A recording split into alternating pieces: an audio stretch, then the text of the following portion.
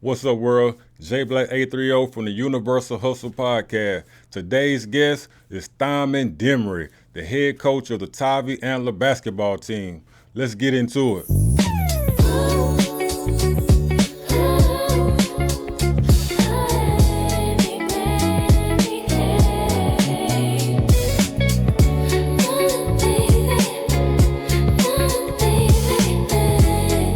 We got Coach Thirman Dimery in the building. What's going on, Coach? Not much, man. Glad to be here.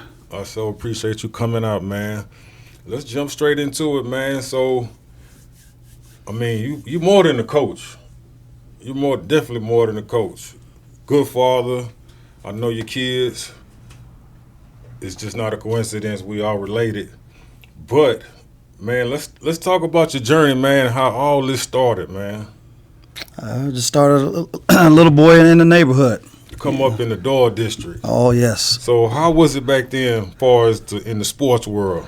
It was very competitive. You had a bunch of older guys who you looked up to, you idolized, and you just wanted to be like them. And you go to the Friday night games of football, you try to be like them on Saturday mornings when you played. Right. You go to basketball games, you try to be like them when you go to Carver Park.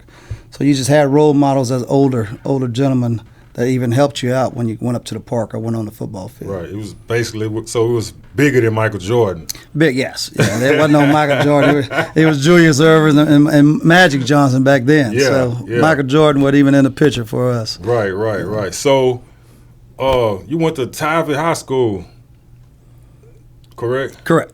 You went to Tivy High School. How was y'all team in that generation back then?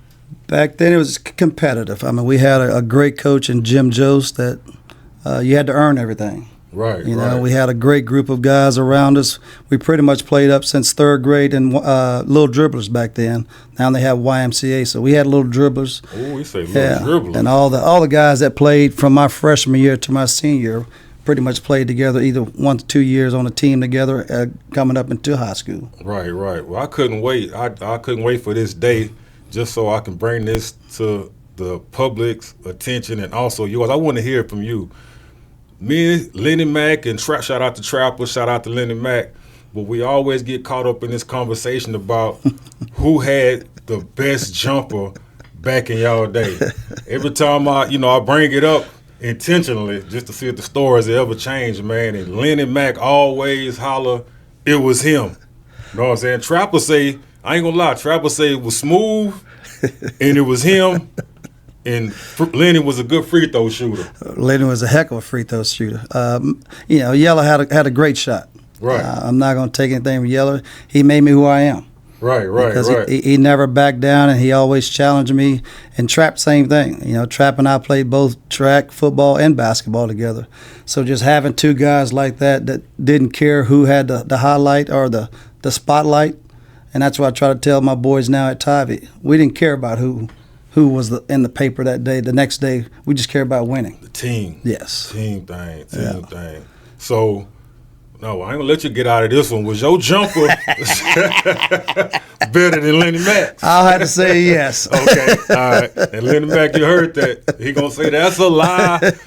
But yeah, man, it's we always joking. It's good to see that, man. I was around to see you guys at a younger generation and watch you guys, and y'all inspired us, man. And to see you come from there, from the you got the second leading scorer on the record books at Tivy, correct? Correct. And to go into college and then go into coaching, man, that's really inspiring, man. To the same high school that you graduated from, man. Correct. That was the last check on my bucket list. I mean, one of the ones were to coach one of my kids, Right. And so I got to do that when I was in College Station, and then I got the opportunity to come back home. Unfortunately, due to parents passing away and dealing with them, so we moved back, and then Coach Deal on the girls' side, a friend of mine needed someone to come in as an assistant, so I did for the girls' side, and then fortunately the boys opened up. Right. So then that checked off my last check on my bucket list. So But it's been a joy. So you raised your hand quick for that. Correct. Yeah, So because I'm in. just trying to give back to the coaches who gave to me. Right, there you go. So if I can do that and inspire one young man to to go into coaching or just be a better father or better man when they graduate. Right, is all I need to do. right. Have a young man be a great man when he finishes school. There you go. Yeah. Whether he play football, Correct. soccer, or goes to get a job. Yeah, just be a productive citizen in our society right now. Right.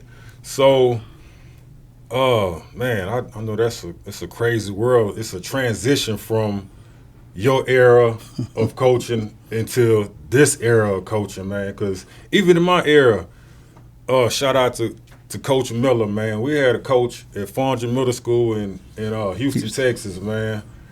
Man, when I tell you old school, and he embedded the same style into us boys, I still remember some of the things he showed me and told us, and I carry it today, but it was bigger than basketball. Yeah. So, but on the basketball side, I mean, we just could not please him, man.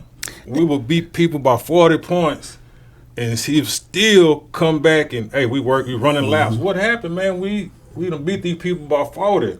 Yeah, y'all was lagging, and y'all wasn't running the correct plays. But we won. But he was putting that discipline in us. Because you're never perfect. If you let kids settle and think that they're great, then what else do they have to work for? Right. You always got to find something to keep the kids in with a drive, and I think that's where we're lacking right now. The drive that I'm trying to get these kids to understand that you have to be better than that guy that you're playing. I always call it be more man than the man you're playing against. Right. It has nothing to do with anything else, but just go out and play. Right. If you do that and you're playing for each other and not for yourself, I think the end results is going to be positive. Right. If you Most put yourself above the team, then normally you're not going to come out on top. But you go team first and eye second, I think you always come out right. Always going to come out right, man. No pointing fingers. We win as a team. We lose as a team. Learn as a team. Yep. But, yeah, so is, like I was saying, your era to this era, how do did you switch your whole game plan as coaching up to be up to par for today, or do you still implement some of those same? I know it could be kind of tricky because you got parents that's kind of sensitive also. You know what I'm saying? You got to not only explain to them what you're doing and why you're doing this. Back then, your parents let your coach or your teacher or whoever handle the situation. Right. Unless there was a hand touch or something like that. Other than that, you deal with it at school. Mm-hmm. Now you're dealing with parents and players. Right. I had an incident in practice when I made the varsity team. I went in and finger rolled, and Coach Joe's like, "Hey, we don't do that." Came right back around, and that's just who I was, and I finger rolled again. He stopped practice and said, "Hey, man, if you're not going to do what I'm asking you to do," he said, "don't let the door hit you where the good Lord split you. No matter how good you are." Right. And I went home and told my mom, thinking she was going to run up to. She said, "Well, if you love basketball the way you say you do, then you're going to do what the man say. Don't finger roll. Don't finger roll." Right. And then after a while, he was like, "Okay, you can finger roll now. Once you prove yourself." Right. You saw me working on it. You knew I was doing it. It wasn't just a shot. I called it the floater now that kids shoot. Right. They shoot it in the game, but I never see them practice it. Right. So if you're not practicing, then you can't shoot it in the game. Gotcha. Perfect your craft. Yeah, the big man ain't got no business shooting threes. No. If you ain't been doing that in practice, what you doing? Yeah, so it's changing. I mean, you have to be more sensitive of what you're saying because kids are sensitive. Yeah. But my drive with kids is to be the best. Right. There's a lot of good kids out there playing basketball, but are you elite? Right. And I want you to be elite. I don't want you to be good. Right. And I tell the boys all the time, the girls have all those banners on the wall and we only have 3. Right. It hurts me when I walk into a gym and see that. Yeah. Because there's been a lot of good teams here. Let's be an elite team. Let's put a banner on the wall, Mm-hmm. So I mean, as far as the off season go, it's not a lot to do here, man. Like in the city, it's no off season. We just go. Mm-hmm. We just go. Basketball, we going to the park. We going to some type of league. They got a camp here. They got a camp here. I mean, it's. I'm not saying it's not possible here, but we have to travel so much, man. We do, but if you go back when we didn't need a gym. Right. We went to the hot park and played. Right.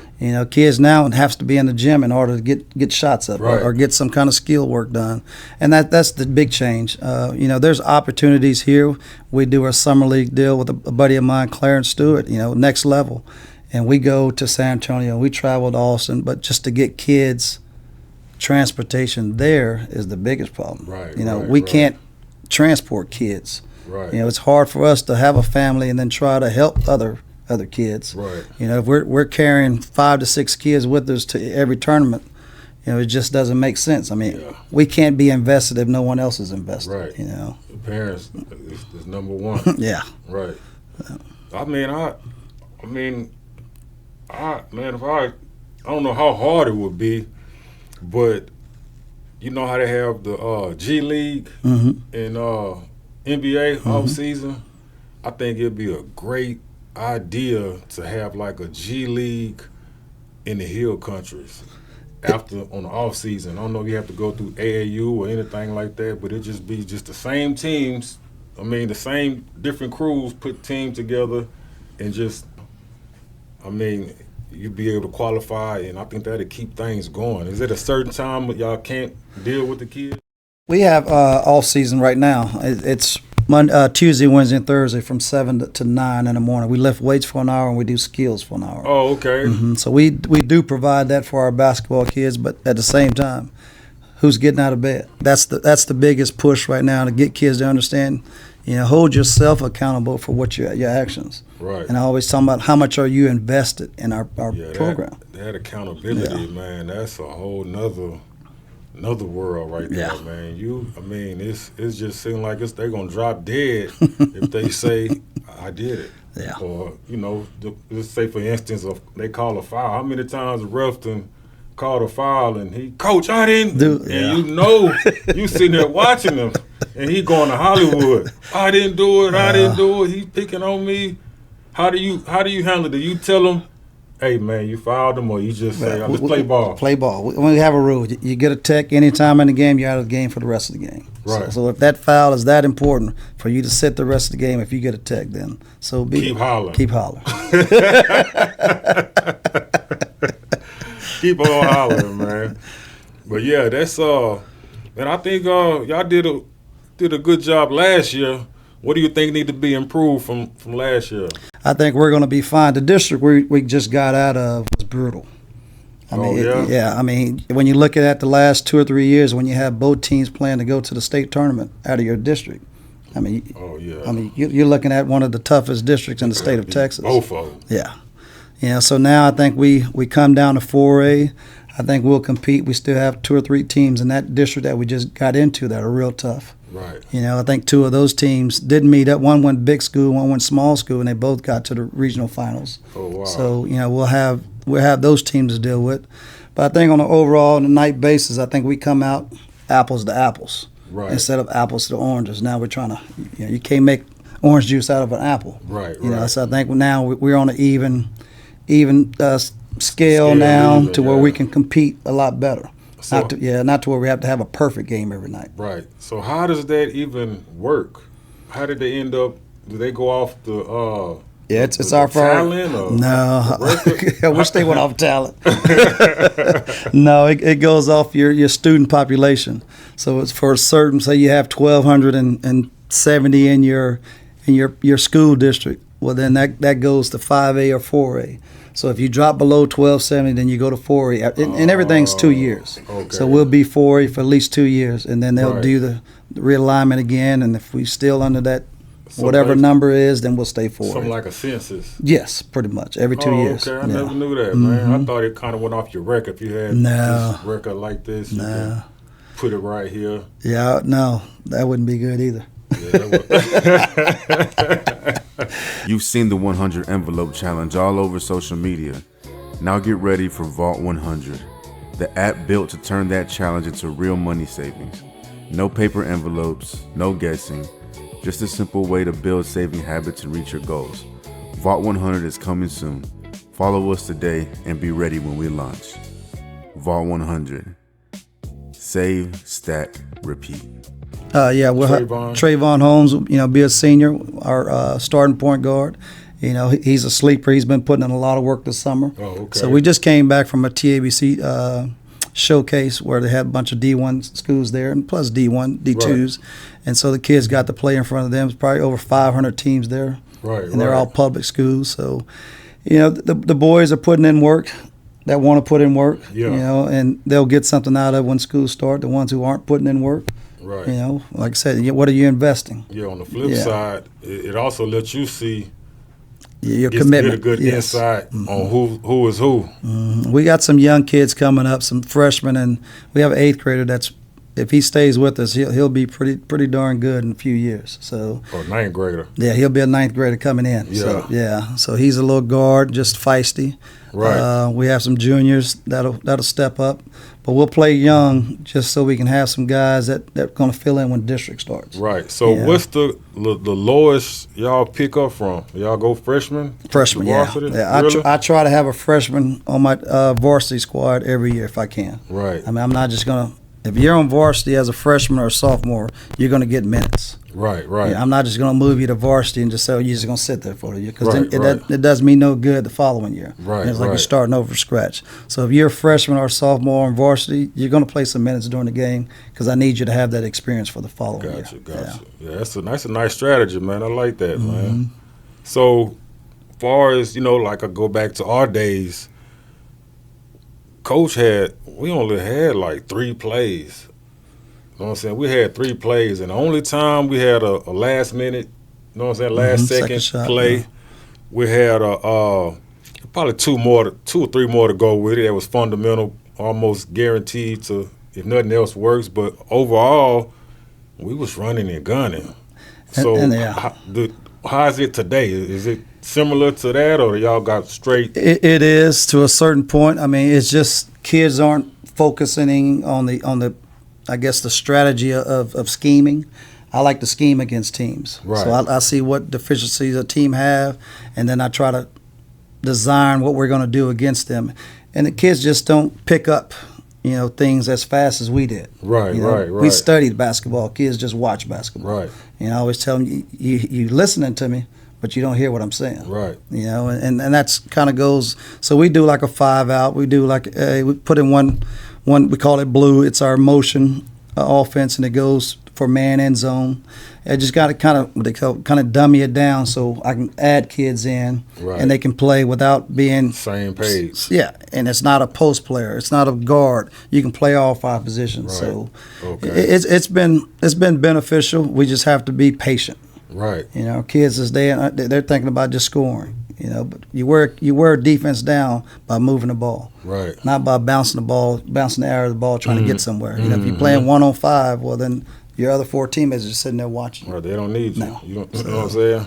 Yeah. Yeah, we was so serious about basketball. We had basketball cards, and you know what I'm saying. We holler Jordan. We shooting jumpers. It ain't that serious no more, man. No, I mean, and it is to a certain degree. I mean, if I have 18 kids, I may have 3 kids out of 18 that are really, really serious. Right. Ain't trying to be pretty or nothing. I mean, they are straight. But then the other one, then I may have 7 kids who are, okay, I like to play basketball. Right. And then I may have 6 kids who are, okay, I'm in the basketball period. My mama made me. Yeah. My mama made me come out here. But we're just trying to change that, just the culture of Tivy basketball to where we're hard nosed again. Right. We don't fear no one. Tivy fight never die. We're going to play whoever. Right. And our preseason schedule coming up is going to be pretty brutal. Even though we're 4A, we still got 3 6A schools and maybe only two 4A schools, and the rest of them are 5A. Who you think is gonna be who you got your eye on for the schools? It'll be Wembley and Davenport. Yeah, they both they're in our district, and they both went to the regional championship this year. So Davenport play football too. Yeah, they all Americans over there. Yeah, so they're pretty good. Real sound, fundamental team. 2 teams, fundamental. Right. Nothing flashy. So they fight with each other to get there. They're gonna Well, see, so it doesn't matter where you finish. You got to finish in the top 4. Right. And then they split you as far as your population. Whether you go big school, 2 big schools go big school, 2 smaller schools. So it's a brand new game when the playoffs start. Yes. It's a brand new bracket, brand new everything. And it's good. I think it's a good move for UIL because you take our population playing against Alamo Heights and Wagner that were in our district. I mean, they may have 2,600 kids, and we only have 1,600 kids in our school. It's totally different. So now you have a population of pretty much 100, 200 kids different. Right. So I think the scale of population and the play has kind of evened out a little bit. So, yeah. Okay. Well, I'm looking forward to it, man. Y'all pull off something like the girls did. Football, basketball, man, it just brings excitement to the whole town, man. You see Tivy shirts and hats everywhere. And we got so many orders with the Tivy girl shirts every game. It was, hey, I want another one. I want a different shirt. They was packing up traveling, man. That motivated me, like, man, it was Kerrville, man. We no different from the rest of the city. Yeah. You know what I'm saying? We could do it too. Don't count us out. I look forward to that this year. I appreciate I look forward to big things from our group. You know, some of the guys are putting in some hard work to get there. Right. You know, especially the seniors that are knowing that this is their last year. Right. You know, this is my last hurrah. What am I going to do? Right. You know, so leave your legacy here. One more thing before we go, man. What are the scouts? What scouts have been coming down here? Hardly none down here. Our district, this area is just not scouted for a whole lot of things. I mean, not just boys basketball. Right. I mean, it's across the board. And for whatever reason, it wasn't scouted even when I was playing. So It's not like it's something new. You know, if you're not out on the circuit, and it's, you know, I say it's hard for an average good basketball, volleyball, baseball kid now, senior, because of the NIL and the transfer portal. Right. You know, when I can take an 18-year-old or take a 22-year-old, who am I going to take? Right. I'm going to take the mature 22-year-old. Right. So the average kid who is getting a scholarship is not getting a scholarship anymore because they're just bouncing around from school to school. I mean, they're taking the older kids who are mature. You know, so D3s, JUCOs are becoming real popular because now in NCAA, JUCOs, you can go play for 2 years and still have 4 years of eligibility. Where in the past, if you went to JUCO, it takes one of your years away. Right. Yeah, so now you can almost play 6 years of college. Wow. So it's hard, but most kids want to be D1. Well, Right. Not every kid's a D1 player. Right. You know, so if they don't get it, then they be discouraged. You shouldn't be discouraged. Right. You know, because if you're not getting talked to by your end of your sophomore year, early junior year, then you're probably not going to go D1. Yeah. Then you need to start looking other places. And you have kids here that can go play other places but choose not to because it's not a big school name. Right. You know, go get your name out there. Yeah, you got to. Got to get it somewhere while you got the opportunity. But that's again, we were talking about earlier, been holding yourself accountable. Right. You know, am I going to go put in that work or do I want it handed to me? Sacrifice. You know, and there's sacrifices you have to make if you want to be good. So Johnny Manziel, how did that come about? Was he scouted or a scholarship or? I mean, just his play. I mean, when you start seeing some of the broken plays that he's making, you know, and now with the Instagram and all that, I mean, that's all you have to do now. Right. You know, you get on that Instagram and you start getting some buzz, you know, telling you put your stuff out there. Right. You put yourself out there and you get some buzz, you know, next person, then the next person, and okay, I got 15 likes now, I got 2,000 likes. Right. Well, then why are they liking this? Right. Then all you got to do is be in the right place at the right time. So that's another thing that can be utilized through the kids. Now they all good with the phones. You're on the phone all the time. Yeah, that'd be something, man. Mama, while you here, or homeboy, y'all film me. Yep. Yeah. Well, so make these highlights and make money off of it at the same time. Do it while you can. I mean, it doesn't come back around. I don't see video and this Instagram stuff ever leaving. Yeah, man, advertisement when it comes to marketing and I don't care what you're doing. And I know we've been back and forth trying to both our schedule, but we're finally here, man. No, I appreciate it. I wish y'all luck, man. I will be at some of the games coming up, man. I plan to be there. We're gonna make some time, probably come field and check out the strategies. Come on through. The door's always open. Before we go, though, man, shout out to all the scouts, man. We got talent in Kerrville. Yes, y'all we do. Need to pull up Coach Thirman Dimery, man. Basketball, football, we real country people, man. And I don't think no other city, the city boys ain't more physical than us, man. No. We got it out the mud, man. We play baseball with the mop stick and skip rocks. Dudes in the city ain't doing that, man. No.